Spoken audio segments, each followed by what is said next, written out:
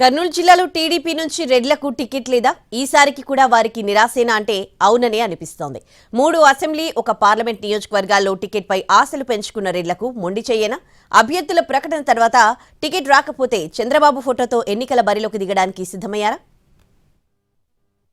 కర్నూలు టీడీపీలో టికెట్ కోసం హాట్ గా పాలిటిక్స్ సాగుతున్నాయి.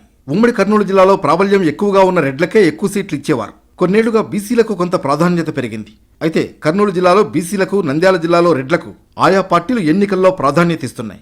కర్నూలు జిల్లాలో బీసీలకు ఎక్కువ ప్రాధాన్యత ఉన్నా రెడ్లకు కూడా కనీసం 2 లేదా 3 సీట్లు ఇస్తున్నాయి.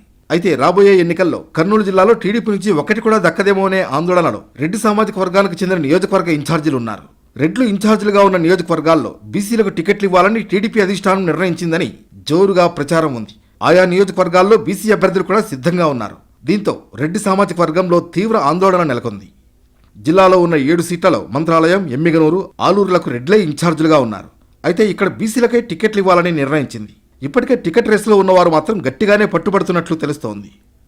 ఇక కర్నూలు పార్లమెంట్ టీడీపీ టికెట్ కోసం కోట్ల సూర్యప్రకాష్ రెడ్డి తీవ్రంగా ప్రయత్నించిన డోన్ అసెంబ్లీ టికెట్ ఖరారు చేశారు.